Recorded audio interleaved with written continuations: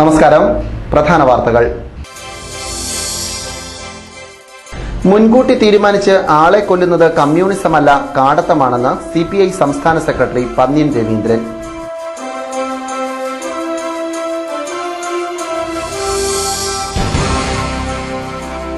മണക്കാട് സഹകരണ ബാങ്ക് തിരഞ്ഞെടുപ്പ് ജൂൺ 24-ന്. മത്സര രംഗത്ത് 3 പാനലുകൾ.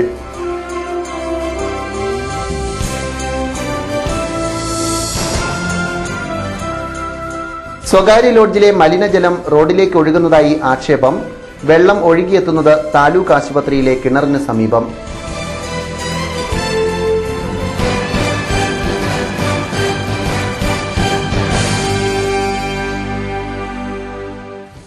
വാർത്തകൾ വിശദമായി. മുൻകൂട്ടി തീരുമാനിച്ച് ആളെ കൊല്ലുന്നത് കമ്മ്യൂണിസമല്ല, കാടത്തമാണെന്ന് CPI സംസ്ഥാന സെക്രട്ടറി പന്ന്യൻ രവീന്ദ്രൻ. മനുഷ്യജീവൻ സംരക്ഷിക്കാനുള്ള പ്രസ്ഥാനമാണ് കമ്മ്യൂണിസമെന്നും അദ്ദേഹം പറഞ്ഞു. തൊടുപുഴയിൽ വഴുത്തല ഭാസ്കരൻ അനുസ്മരണ സമ്മേളനം ഉദ്ഘാടനം ചെയ്ത് സംസാരിക്കുകയായിരുന്നു അദ്ദേഹം. വഴുത്തല ഒരു നല്ല കമ്മ്യൂണിസ്റ്റായിരുന്നു. ഒരു കമ്മ്യൂണിസ്റ്റുകാരൻ എങ്ങനെ ജീവിക്കണം, ഒരു കമ്മ്യൂണിസ്റ്റുകാരൻ എങ്ങനെ പെരുമാറണം, ഒരു കമ്മ്യൂണിസ്റ്റുകാരൻ എങ്ങനെ പോരാടണം, പോരാട്ട ഭൂമിയിൽ കമ്മ്യൂണിസ്റ്റുകാരുടെ പങ്കെടുത്താണ്. ഇതൊക്കെ ശരിക്കും പ്രവർത്തിച്ച് കാണിച്ചു തന്ന ഒരു പ്രദേശമാണ് ഇത്. ഇവിടെ മാത്രമല്ല, വഴുത്തല കേരളത്തിലാകമാനം അറിയപ്പെടുന്ന നേതാവാണ്. അങ്ങനെ അറിയപ്പെട്ടത് നല്ല കമ്മ്യൂണിസ്റ്റ് എന്ന പേരില്ല. അറിയപ്പെടാൻ പല വഴികളുണ്ട്. ആ വഴികളെക്കുറിച്ചൊന്നും ഞാൻ ഇവിടെ പറയുന്നില്ല. ആ വഴിയല്ല വഴുത്തല ഉപയോഗിച്ചത്. വഴുത്തല ഉപയോഗിച്ചത് നേരിന്റെ, നന്മയുടെ, മനുഷ്യ സ്നേഹത്തിന്റെ ഉദാത്തമായ കമ്മ്യൂണിസ്റ്റ് മാതൃകയാണ്. ആ മാതൃകയിലാണ് കമ്മ്യൂണിസ്റ്റ് പാർട്ടി മുന്നോട്ട് പോകുന്നത്. ആ മാതൃകയാണ് നമുക്ക് എന്നും ഒരു ശക്തി.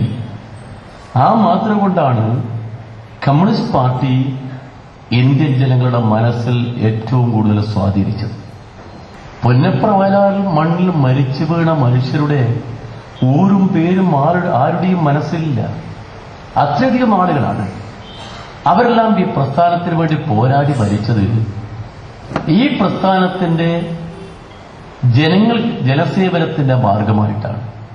അവർ മരിച്ചത് അവർക്ക് വേണ്ടിയല്ല, ഈ നാടിന് വേണ്ടിയാണ്.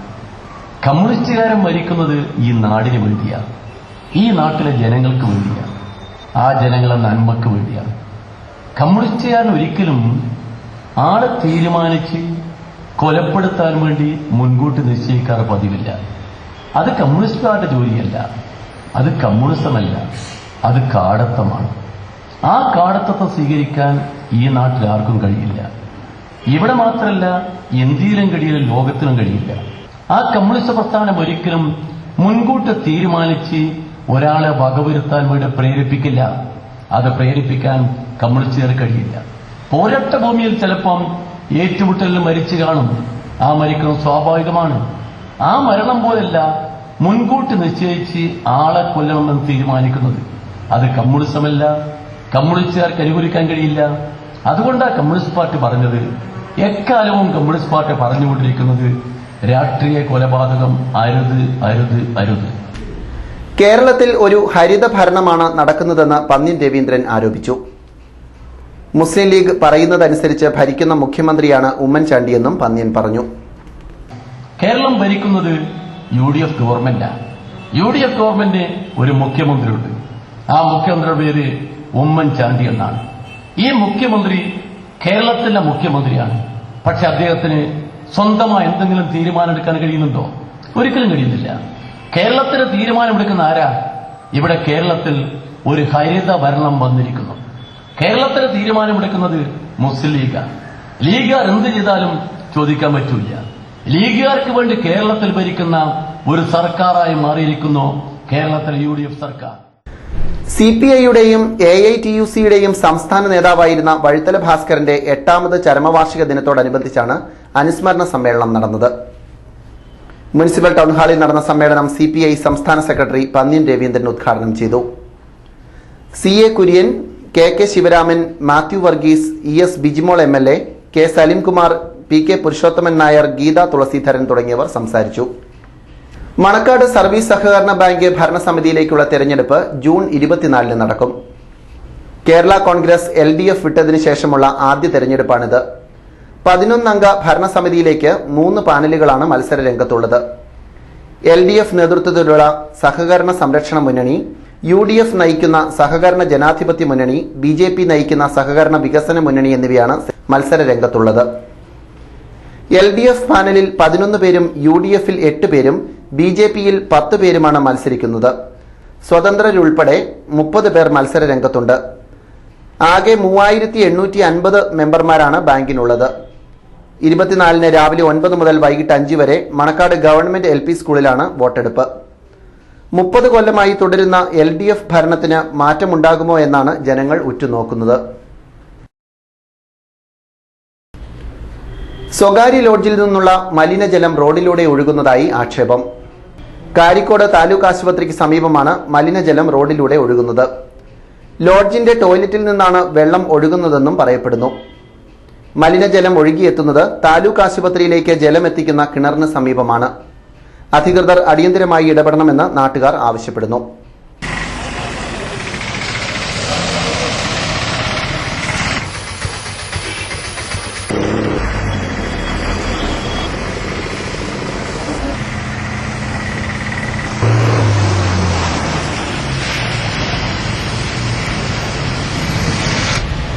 ഇതൊരു സ്വകാര്യ വ്യക്തിയുടെ ലോഡ്ജിൻ്റെ പുറകിലുള്ള ഒരു ബാത്റൂമിൻ്റെ ഡോറിൻ്റെ അകത്തുനിന്നാണ് ഈ വെള്ളം വരുന്നത് കാണാൻ കഴിഞ്ഞിട്ടുള്ളത്. ആശുപത്രിയിലേക്ക് പോകുന്ന രോഗികളും സ്കൂളുകളിൽ പോകുന്ന കുട്ടികളുടെയും ശരീരത്തിൽ ഡ്രസ്സിലും ഇത് നിരന്തരം വാഹനങ്ങൾ പോകുമ്പോൾ തെറിക്കുന്ന ഒരവസ്ഥയാണ്. ഓടയിലൂടെ വെള്ളം ചാല് മാറ്റി ഒഴുക്കണമെന്ന് പറയുവാനുള്ളത്. പിന്നെ ഇതിൻ്റെ തൊട്ടടുത്ത് കാണുന്ന സർക്കാർ വക കുടിവെള്ളമാണ് താലൂക്ക് ആശുപത്രിയിലേക്കുള്ള കുടിവെള്ളം. അതിൻ്റെ കിണറിൻ്റെ ചുറ്റുഭാഗത്ത് ഈ ലോഡ്ജുകളിൽ നിന്നും അഴുക്ക് ഓടകളിൽ നിന്നും വരുന്ന വെള്ളം കെട്ടിക്കിടക്കുന്നു. ഇതാണ് താലൂക്ക് ആശുപത്രിയിൽ വിതരണം ചെയ്യുന്ന ശുദ്ധജലം. ഇവിടെ ഒരു കലുങ്ക് പണിത് ഈ താലൂക്ക് ആശുപത്രിയിലേക്കുള്ള ശുദ്ധജലം സുരക്ഷിതമാക്കണമെന്നാണ് എനിക്ക് പറയുവാനുള്ളത്. പൊതുവിദ്യാഭ്യാസ മേഖലയുടെ ക്ഷീണം കുറച്ചു കൊണ്ടുവരാനുള്ള ശ്രമത്തിലാണ് സംസ്ഥാന സർക്കാരെന്ന് Joseph Vazhakkan MLA. Kapp NSS LP school website ഉദ്ഘാടനം ചെയ്ത് സംസാരിക്കുകയായിരുന്നു MLA. കഴിഞ്ഞ കുറെ കാലമായി പൊതുവിദ്യാഭ്യാസ മേഖലയിലുള്ള സ്കൂളുകളിൽ നിന്നും കുട്ടികളുടെ ഒരു കൊഴിഞ്ഞുപോക്ക് അല്ലെങ്കിൽ കുട്ടികളുടെ ഒരു കുറവ് പല സ്കൂളുകളിലും അനുഭവപ്പെടുന്നുണ്ട്. അത് LP സ്കൂളിൽ മാത്രമല്ല, UP സ്കൂളുകളിലും ഹൈസ്കൂളുകളിലും ഒക്കെ ഇതാണ് അവസ്ഥ. കേരളത്തിലെ ഏറ്റവും പ്രശസ്തമായിരുന്ന മൂവാറ്റുപുഴ മോഡൽ ഗവൺമെന്റ് ഹൈസ്കൂൾ വിഭാഗത്തിൽ ആകെ 10-70 കുട്ടികളാണ് പഠിക്കുന്നത്. ഹയർ സെക്കൻഡറി ഉള്ളതുകൊണ്ട് അവിടെ സ്കൂളുകളിൽ എപ്പോഴും നിറഞ്ഞ് കുട്ടികളെ കാണുന്നുണ്ടെന്നാണ്. എന്തായാലും പൊതുവിദ്യാഭ്യാസ മേഖലയ്ക്ക് കഴിഞ്ഞ കുറെ കാലമായി സംഭവിച്ചിരുന്ന ഈ ഒരു ക്ഷീണം ഇന്ന് കുറച്ചുകൊണ്ട് വരാനുള്ള ഒരു ശ്രമത്തിലാണ് കേരള ഗവൺമെന്റ്. കാരണം പൊതുവിദ്യാഭ്യാസ മേഖലയിൽ എന്തുകൊണ്ടാണ് ഈ കുറവ് വന്നിട്ടുള്ളത് എന്നതിനെക്കുറിച്ച് നമുക്ക് പരിശോധിക്കേണ്ടതായിട്ടുണ്ട്.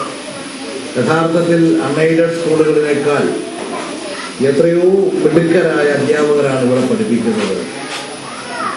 PSCയിലും അതല്ലെങ്കിൽ കൃത്യമായ നിബന്ധനകൾക്കും വിധേയമായി ക്വാളിഫിക്കേഷന്റെ കാര്യത്തിൽ യാതൊരു തരത്തിലുള്ള കോംപ്രമൈസും ചെയ്യാതെ ഏറ്റവും ക്വാളിഫൈഡ് ആയിട്ടുള്ള അധ്യാപകരാണ് ഇത്തരം സ്കൂളുകളിൽ പഠിപ്പിക്കുന്നത്.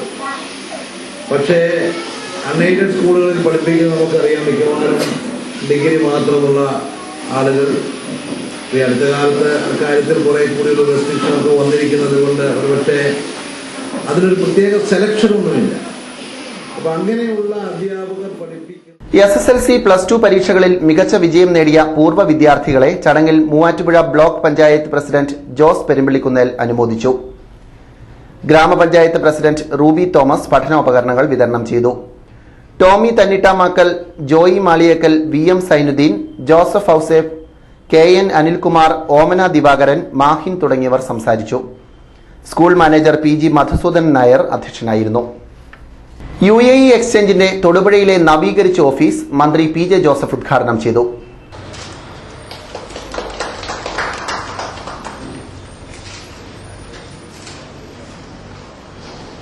വിദേശത്തും സ്വദേശത്തും യാത്ര ചെയ്യുന്ന ആളുകൾ വിമാനങ്ങളിൽ യാത്ര ചെയ്യുന്നവരുടെ എണ്ണം കൂടിക്കൊണ്ടിരിക്കുകയാണ്. എയർ ടിക്കറ്റിംഗ് പ്രധാനപ്പെട്ട കാര്യമായി വന്നിരിക്കുന്നു. അതോടൊപ്പം തന്നെ നമ്മുടെ എക്സ്ചേഞ്ച്, ഈ മണി എക്സ്ചേഞ്ച് വളരെ പ്രധാനപ്പെട്ട ഒന്നാണ്. ഡോളറിന് രൂപയുമായിട്ടുള്ള മൂല്യത്തിലുള്ള വ്യത്യാസം വന്നതോടുകൂടി ഇന്ത്യയിലേക്ക് ഉള്ള റെമിറ്റൻസ് കൂടാനാണ് സാധ്യത. അതിനെല്ലാം ഉതകുന്ന ഒരു നല്ല ഓഫീസ് ഇവിടെ പ്രവർത്തിക്കുന്നതിൽ അത്യാവശ്യമാണ്. നമ്മുടെ ഒരു വിഷൻ എന്ന് വെച്ച് കഴിഞ്ഞാൽ കസ്റ്റമറിന് വേണ്ട എല്ലാ ഫിനാൻഷ്യൽ സർവീസും എല്ലാ ട്രാവൽ സർവീസും ഒരേ കൂടെ കീഴിൽ എത്തിച്ചു കൊടുക്കുക എന്നുള്ളതാണ്. ഇന്നിവിടെ വന്ന് നമ്മുടെ ഈ ഇനാഗുറൽ ഫംഗ്ഷനിൽ സന്നിധ എല്ലാവർക്കും എന്റെ പേരിലും USCന്റെ പേരിലും നന്ദി ഞാൻ അറിയിക്കുന്നു. Thank you.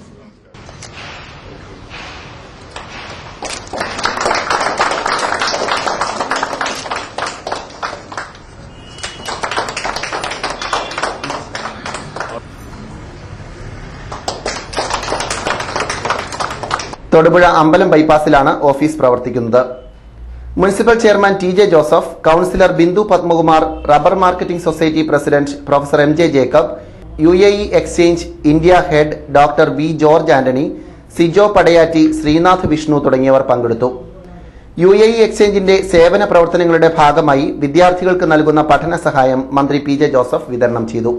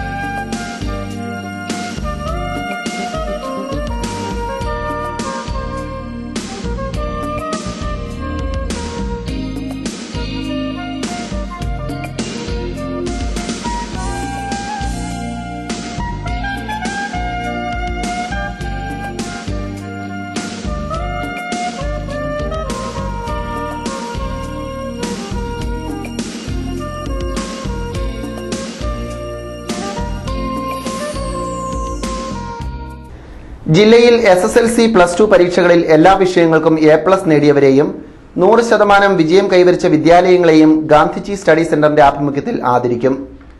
ജൂലൈ 7 വൈകിട്ട് 3:30 ചുങ്കം സെന്റ് മേരീസ് പാരിഷ് ഹാളിലാണ് പ്രതിഭാ സംഗമം നടക്കുന്നത്. പ്രധാന വാർത്തകൾ വീണ്ടും.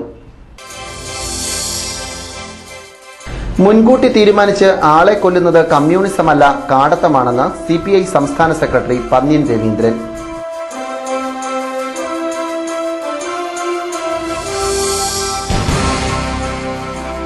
മണക്കാട് സഹകരണ ബാങ്ക് തെരഞ്ഞെടുപ്പ് ജൂൺ 24-ന്. മത്സര രംഗത്ത് 3 പാനലുകൾ.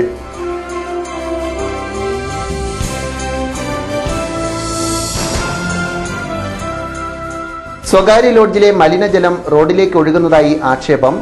വെള്ളം ഒഴുകിയെത്തുന്നത് താലൂക്ക് ആശുപത്രിയിലെ കിണറിന് സമീപം.